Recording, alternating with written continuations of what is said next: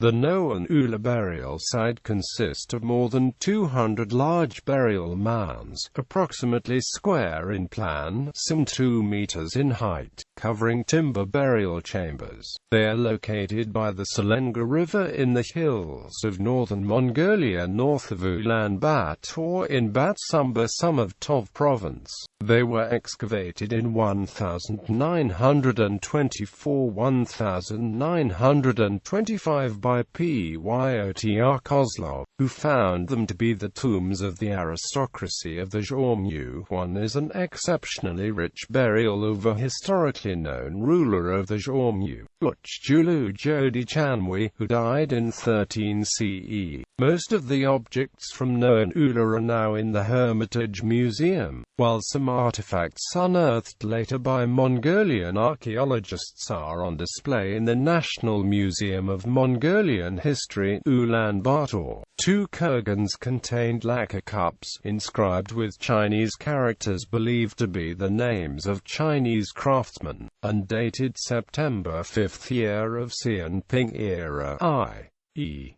2nd year BCE.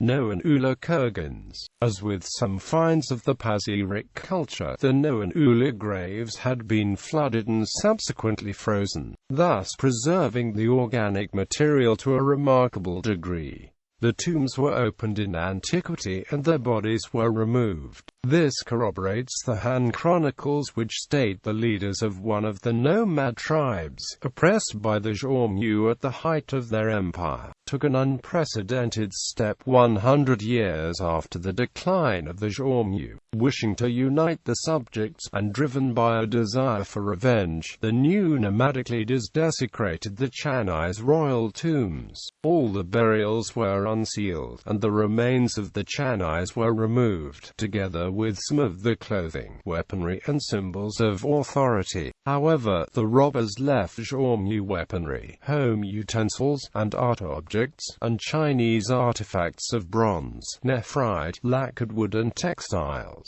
Many artifacts show origins along the Great Silk Road. Some imported objects and fragments of fabrics are recognized as Greek. The fabric, color, weaving methods and embroidery of the cloth were similar to the fabric produced in the Greek colonies on the Black Sea coast for the Scythians. Some tombs include horse burials, and one tomb had especially lavish furnishings. The coffin was apparently made in China, and the interred person had many of his possessions buried with him. His horse trappings were elaborately decorated, and his leather-covered saddle was threaded with black and red wool clipped to resemble velvet. Magnificent textiles included a woven wool rug lined with thin leather with purple, brown, and white felt applique work, and textiles of Greco-Bactrian, Parthian and Anatolian origin. Uchjulü-Jodi-Chanuy. Kurgan number 6 was the tomb of Uchjulü-Jodi-Chanuy, who is mentioned in the Chinese annals. He is famous for freeing his people from the Chinese protectorate that lasted 56 years, from 47 BCE to 09 CE. Uchjulü-Jodi-Chanuy was buried in 13 CE, a date established from the inscription on a cup given to him by the Chinese emperor during a reception in the Shandong Park near Chang'an in 01 BCE. During the life of Uchjulü-Jodi-Chanuy, the Chinese dominated the steppe politically. For a generous reward by the Chinese, he changed his personal name Nanshiyazi to Chji. On ascending to the throne, he confirmed the standing agreement between the Han Chinese and the Xiongnu. Henceforth the Han and Hun will be one house. From generation to generation they will not deceive each other, nor attack each other. If a larceny happens, they will mutually inform and execute and compensate. In the event of raids by enemies, they will help each other with troops. He of them who is first to breach the agreement, he will be penalized by the sky, and his posterity from generation to generation would suffer under this oath. Despite this agreement, during Uchjulü-Jodi-Chanuy's reign, relations with China went from cordial to antagonistic when a usurper Wang Mang came to power, which ended the Western Han dynasty, and establishing the short-lived Xin dynasty. Assembling a 300,000-strong army, Wang Mang began military actions, but his attempts ended in futility. Uchjulü-Jodi-Chanuy died in AD 13,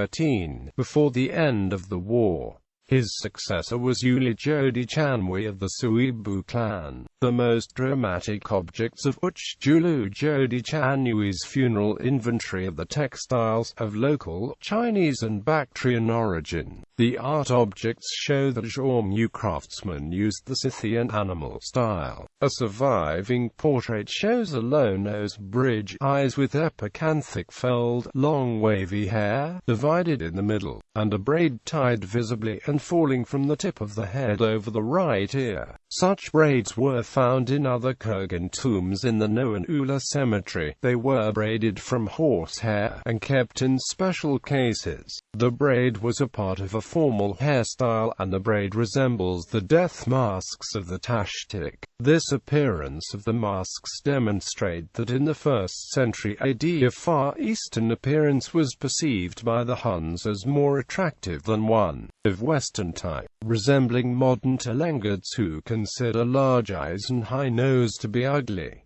For these observations, L.N. Gumilev concluded that among the Huns of the 1st century BC, a Far Eastern ideal of beauty overcame the traditional Western model, which continued in the art of the Scythian animal style. Culture. The cultural affinity of the Xiongnu was with the peoples of southern Siberia and Central Asia. With the Chinese they exchanged arrows rather than culture. The Xiongnu shot with hand bows, while Chinese employed crossbows, although the Chinese had developed the crossbow from the traditional hand bows. Lev Gumilev elaborates the roots of the Chinese cultural influence found in the Noin-Ula cemetery. The Chinese culture was spread not only by material objects but also by population admixture. There were populations of Xiongnu that have lived under the Han rule as military allies. The Chinese migrated continuously to the steppes, the first big wave arriving in the 3rd century BC during the Xin dynasty, when captured Chinese became subjects of the Chanais, a process repeated during the following centuries.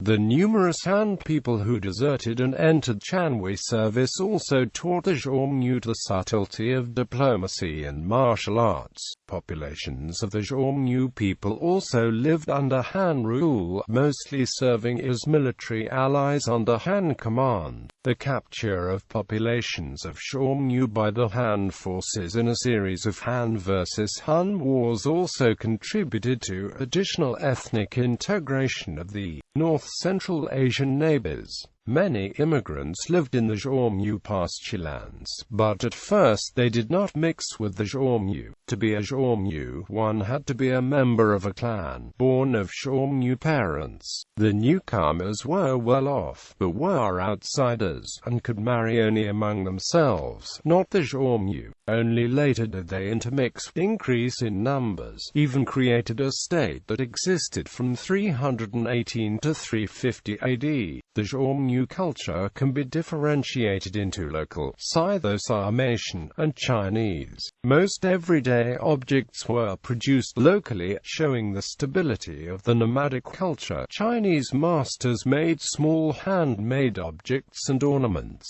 while objects with ideological connotations originated from the Scythian, Sarmatian and Indo-Siberian cultures. Despite the aforementioned excavated Noin-Ula portrait indicating Mongoloid lineage of the Xiongnu, Eurocentric observers of Xiongnu culture and history try to place the Xiongnu people in a non-Mongoloid or non-Asian ancestry or descendancy. Among the most important artifacts from Noin-Ula are embroidered portrait images. These shed light on the ethnicity of the Xiongnu, albeit controversially. It has been claimed that the portraits depict Greco-Bactrians, or Greek depictions of Scythian soldiers from the Black Sea. Such suggestions are far-fetched.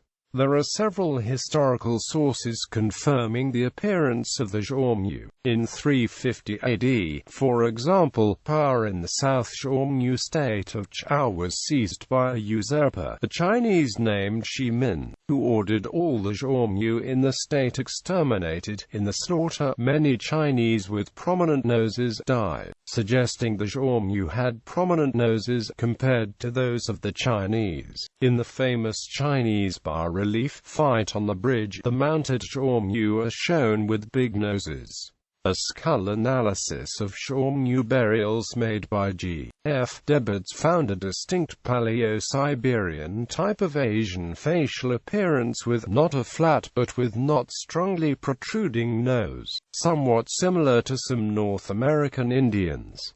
This type is represented on the embroidery from Noin-Ula. What to the rest of the Chinese looked like a high nose, to the Europeans looked like a flat nose. The portraits are not made in the Chinese manner and of the handiwork of a Central Asian or Scythian artist, or perhaps of a Bactrian or Parthian master in the capital of the Chanuys. The hairstyle on one portrait shows long hairband with a wide ribbon. This is identical with the coiffure of the Turkic Ashina clan, who were originally from the Hesse province. The Ashina belonged to the last Xiongnu princedom destroyed by Xiaobei by AD 439. From Gansu, the Ashina retreated to the Altai, taking with them a number of distinctive ethnographic traits. Literacy. Chinese sources indicate that the Xiongnu did not have an ideographic form of writing like Chinese, but in the 2nd century BC, a renegade Chinese dignitary Yu taught the Shani to write official letters to the Chinese court on a wooden tablet 31 centimeters long, and to use a seal and large-sized folder. The same sources tell that when the Xiongnu noted down something or transmitted a message, they made cuts on a piece of wood, and they also mention Erhu script. At Noin-Ula and other Xiongnu burial sites in Mongolia and the region north of Lake Baikal, among the objects were discovered over 20 carved characters. Most of these characters are either identical or very similar to letters of the Turkic Ork and Yenisei script of the early Middle Ages found on the Eurasian steppes. For this, some specialists conclude that the Xiongnu used a script similar to the ancient Eurasian runiform, and that this alphabet was a basis for later Turkic writing. Anthropology. The Noin-Ula burials were intensively studied, but because the cemetery was desecrated in antiquity and bodies removed, no craniological, odontological, or genetic studies could be conducted. One exception is the odontological study of preserved enamel caps of 7 permanent teeth belonging to a young woman. The study describes highly diagnostic traits with a very rare combination found in certain ancient and modern populations of the Caspian and Aral region, and in the northern Indus-Ganges interfluve. A Parthian woolen cloth in the grave indicates that the woman was of northwestern Indian origin associated with the Parthian culture. The finds suggest that at the beginning of the Common Era, peoples of Parthian origin were incorporated within Xiongnu society. Parthians belonged to the tribal union called in ancient Greek They, also known as Tokars and in Chinese as Uazhi. Additional reading. SS. Miniev. To the interpretation of some finds from Noin-Ula, Ancient Cultures of Eurasia. St. Petersburg, 2010 to 182-186. Sergei Minarev, Julia Alikina on the chronology of the Noin-Ula barrows. The Silk Road 7, 21 to 35. V. Kulikov, E. U. Mednikova, U. Alikina, S.S. Minarev. An experiment in studying the felt carpet from Noyonul by the method of Polypolization. The Silk Road 8, 73 to 78. VN, Kononov, Vostanovlany Pavonachalny Krasokova is Noin-Ula, Moscow Leningrad, 1937. Kratky Ochity Expedite Poisldavania Sevenoy Mongoly Visvarazi S Mongolo-Tibetskoy. Expedite Pyotr Kozlov, Leningrad, 1925. SS Minaev, Bronzoviezdelia Noin-Ula. Kratky Subschenia Instituta Archaeologiae 167 AA. Voskresensky and V.N. Kononov Chemico-Technologicheski Analyze cover number 14568. In Technologichesko Izushny Tikoneko Organic Pogrebany Noin-Ula. Izvestia JIMK She VYP 7-9. Leningrad, 1932-76-98. Trevor C. Excavations in Northern Mongolia, Leningrad, J. Fedorov Printing House, 1932.